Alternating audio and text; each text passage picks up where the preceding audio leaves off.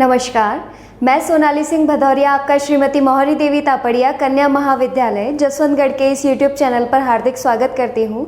आज हम हमारे इस वीडियो में गामा फंक्शन के बारे में डिस्कस करने वाले हैं। तो चलिए देखते हैं क्या होते हैं गामा फंक्शंस। ये ऐसे फंक्शंस होते हैं जिसमें हम इंटीग्रल को करते हैं। इंटीग्रल के सामने हमारे सामने बहुत सारी ऐसी समस्याएं आ जाती हैं जिनको हल करने में हमें दिक्कत होती है और जिनको हल करने में प्रोसेस बहुत लंबा हो जाता है। तो उस प्रोसेस को छोटा करने के लिए यहाँ गामा फंक्शन का यूज़ किया जाता है। तो चलिए देखते हैं क्या होते हैं गामा फंक्शन। अगर हम गामा फंक्शन के डेफिनेशन की बात करें तो गामा फंक्शन की डेफिनेशन होती है 0 to इन्फिनिटी e की पावर माइनस एक्स की पावर n-1 dx। क्या होती है गामा फंक्शन की डेफिनेशन? 0 to इन्फिनिटी e की पावर माइनस एक्स की पावर n-1 dx। ये हमारे यहाँ पर गामा फंक्शन की डेफिनेशन होती है। अब इस गामा फंक्शन को अगर हम लिखना चाहें, इसको प्रेजेंट करना चाहें, इसका नोटेशन बताना चाहें कि इसको किस प्रकार से नोटेट किया जाता है, तो मैं यहाँ बताती हूँ आपको। सबसे पहले गामा फंक्शन को लिखने के लिए, ये n टाइप का गामा फंक्शन है तो इसको इस प्रकार से लिखा जाएगा n और ये गामा का निशान। तो यहाँ पर इसको जब आप पढ़ेंगे तो इसको पढ़ेंगे गामा n। क्या पढ़ेंगे इसको? Gamma n। तो यहाँ पर ये गामा फंक्शन की डेफिनेशन हुई। अब मैं आपको बताती हूँ कि गामा, अगर आपको कोई गामा के मान दिए गए हों, उन मान को कैसे कैलकुलेट करते हैं तो उसके बारे में हम जानकारी करते हैं। जैसे मान लीजिए कि आपको एक गामा 3 दिया है, यहाँ पर आपके सामने लिखा है गामा 3 और गामा 3 की वैल्यू निकालिए। तो गामा 3 की वैल्यू निकालने के लिए इसकी वैल्यू जो होती है वो फैक्टोरियल 2 के बराबर होती है। किसके बराबर होती है? फैक्टोरियल 2। और फैक्टोरियल 2 आप सभी सॉल्व करना जानते हैं, 2 × 1। ठीक है। इसी प्रकार अगर मैं बात करूं कि अगर आपके सामने गामा 7 है तो गामा 7 जब है तो इसको सॉल्व करने के लिए आपको क्या करना होगा? ऑब्वियस है, गामा 3 था तो हमारे पास फैक्टोरियल 2 आया, तो गामा 7 है तो गामा 7 को सॉल्व करने के लिए हमें कितना लेना होगा? फैक्टोरियल 6। फैक्टोरियल 6 की वैल्यू आप सभी जानते हैं कितनी होती है? 6 × 5 × 4 × 3 × 2 × 1। तो यहाँ पर ये फैक्टोरियल 6 की वैल्यू हो गई। ये गामा 7 का मान निकाला अपन ने। इसी प्रकार अगर आपको कोई और कुछ कहा जाए, जैसे मान लीजिए मैं अब एक गामा 3/2 ले लेती हूँ। ठीक है, गामा 3/2 अगर मैं लेती हूँ और इसको सॉल्व करने के लिए कहा जाता है तो इसकी वैल्यू मेरे पास होती है 1/2 गामा 1/2 और गामा 1/2 की वैल्यू मेरे पास होती है √π। और ये गामा 1/2 की वैल्यू कैसे आएगी ये मैं अगले टॉपिक में डिस्कस करूँगी। अगला वीडियो जो हम बनाएंगे वो बीटा फंक्शन पर बनाएंगे। तो बीटा फंक्शन में हम देखेंगे कि गामा 1/2 की वैल्यू कैसे निकालेंगे। तो यहाँ पर मेरे पास 1/2 गामा 1/2 है। गामा 1/2 की वैल्यू मैंने आपको बताई √π, तो ये मेरे पास हो जाएगा √π/2। तो ये गामा 3/2 की वैल्यू हो गई मेरे पास। अब ये तो हमारे पास हुई गामा की डेफिनेशन। अगर आपको कोई ऐसे एग्जांपल्स दिए जाएं तो उनको कैसे सॉल्व किया जाए इस बारे में यहाँ पर बात की गई थी। अब इसी प्रकार से अगर मान लीजिए जैसी डेफिनेशन हमने यहाँ पर लिखी है, इसी डेफिनेशन पे बेस्ड कुछ क्वेश्चन आ जाए तो उन क्वेश्चंस का मान कैसे निकालते हैं उस चीज़ को हम यहाँ पर देखते हैं। तो चलिए आप मेरे साथ साथ नोट करते जाइएगा। मैं यहाँ पर आपको कुछ एग्जाम्पल्स बता रही हूँ तो वो एग्जाम्पल्स आप देख लीजिए। जैसे मान लीजिए कि आपके पास में एक इंटीग्रेशन है 0 से इन्फिनिटी और यहाँ पर आपको दिया है e की पावर माइनस एक्स की पावर 3 dx। ठीक है। अब यहाँ पर ध्यान देने वाली बात है कि जब हमने यहाँ पर इसकी डेफिनेशन देखी तो डेफिनेशन में ये था कि 0 से इन्फिनिटी e की पावर माइनस एक्स की पावर n-1 × dx इक्वल है गामा n के। तो हम ये कह सकते हैं कि ये जो n-1 है इसको सॉल्व करने पर आपके पास गामा n आ रहा है।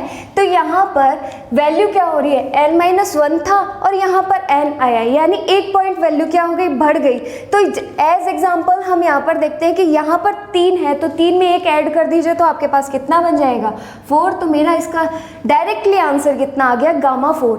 और अगर आप इसको बाय प्रोसेस करते तो बाय प्रोसेस आप क्या करते? आइलेट लगाते। आइलेट लगाने के बाद फिर क्या करते? मान लीजिए यहाँ पे 3 है तो 3 बार आपको इसको सॉल्व कर करके हल करना होता। अगर मैं इस 3 को मिटा करके मैं इसकी वैल्यू हाई कर दूँ तो मान लीजिए 0 से इन्फिनिटी e की पावर माइनस एक्स की पावर 7 × dx। अब ये एक हाई वैल्यू हो गई, इसकी पावर हाई चली गई। अब पावर हाई जाती आप इसको 7 बार सॉल्व करने बैठेंगे तो कितना टाइम और कितनी मेहनत जाएगी आपकी। तो इसका सीधा गामा फंक्शन से रिलेट करके इसका आंसर आप निकाल सकते हैं। यहाँ पर n-1 था तो यहाँ गामा n आया, यहाँ 7 है तो यहाँ पर कितना आ जाएगा, गामा 8। ये तो चीज़ हुई गामा फंक्शन के बारे में। मैं यहाँ पर आपको एक एडिशनल फार्मूला और बता रही हूँ जो कि आपको अपनी बुक में शायद ना मिले। यहाँ पर एक एडिशनल फार्मूला आप और देख सकते हैं। वो फार्मूला कुछ इस प्रकार से नोट करते जाइएगा। गामा का एक दूसरा फार्मूला और बताते हैं आपको, दूसरी डेफिनेशन और बताते हैं क्या होती है, किस प्रकार से हम इसको सॉल्व करते हैं।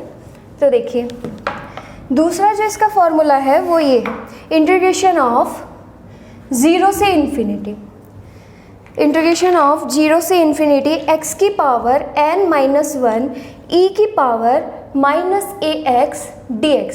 यहाँ देखिए पहले जो हमारे पास डेफिनेशन थी उसमें e की पावर ओनली -x थी। ये जो दूसरी डेफिनेशन आई इसमें e की पावर -ax आ गई। तो इसका जो सॉल्यूशन होता है वो होता है गामा n अपॉन a की पावर n के बराबर। किसके बराबर होता है, गामा n अपॉन a की पावर n के बराबर। अब इसमें बेस में कोई क्वेश्चन लिख देती हूँ, आप सॉल्व कीजिएगा। देखिए आप एकदम आराम से सॉल्व कर सकते हैं। मान लीजिए कि आपको एक क्वेश्चन दिया है 0 से इन्फिनिटी, ठीक है, और x की पावर आपको दे दी 8, ओके, और e की पावर आपको दे दी -4x dx। अब सेम इसे कंपेयर करते जाइए, कंपेयर करके आप डायरेक्टली इसका आंसर निकाल सकते हैं। तो जैसे ही आप इसका आंसर निकालेंगे तो गामा n लाना है। सबसे पहले गामा n लाने के लिए हमें ये चीज़ देखनी पड़ेगी। ये देखने के लिए x की पावर आपके पास कितनी है, 8 है, तो 8 को जैसे ही आप कम करें, आप 8 में जैसे ही 1 ऐड करेंगे तो आपके पास कितना हो जाएगा, 9। उसके बाद में बटे। अब देखिए ये हुआ, यहाँ पर e की पावर a का मान कितना है, 4, तो यहाँ पर a की पावर n यानी 4 की पावर 9।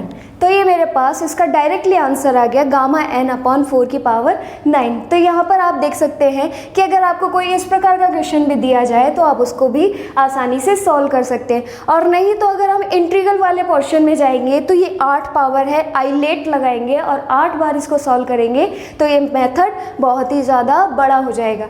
चलिए तो चलते हैं एक गामा फंक्शन पर एक फार्मूला लेते हैं और उस फार्मूले को हम प्रूफ करके देखते हैं कि ये कैसे प्रूफ होगा और इसका आंसर कैसे आएगा। चलिए तो मैं यहाँ पर एक सॉल्यूशन या ये कहें कि आपको गामा फंक्शन का प्रूफ दिखाते हैं, तो उसके लिए बात करते हैं।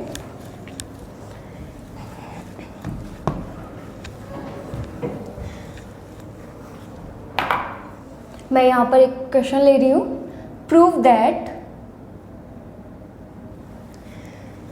गामा n+1 इक्वल होता है गामा n के। मेरे पास क्वेश्चन क्या है, गामा n+1 इक्वल होता है n गामा n के।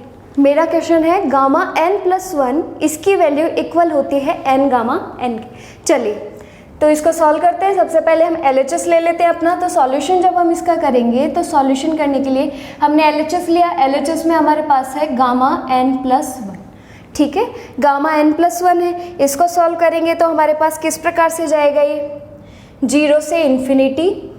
गामा की डेफिनेशन लगाएंगे हम यहाँ पर, गामा की डेफिनेशन लगाएंगे तो x की पावर n e की पावर -x dx, ठीक है। हमने पीछे जो गामा n की वैल्यू पढ़ी थी वो उस प्रकार से थी, x की पावर n-1 इंटू e की पावर -x dx था। अब यहाँ पर n+1 है तो +1 और -1 आपस में क्या हो गए, कैंसिल आउट हो गए। तो मेरे पास यहाँ पर क्या बचा है, x की पावर n।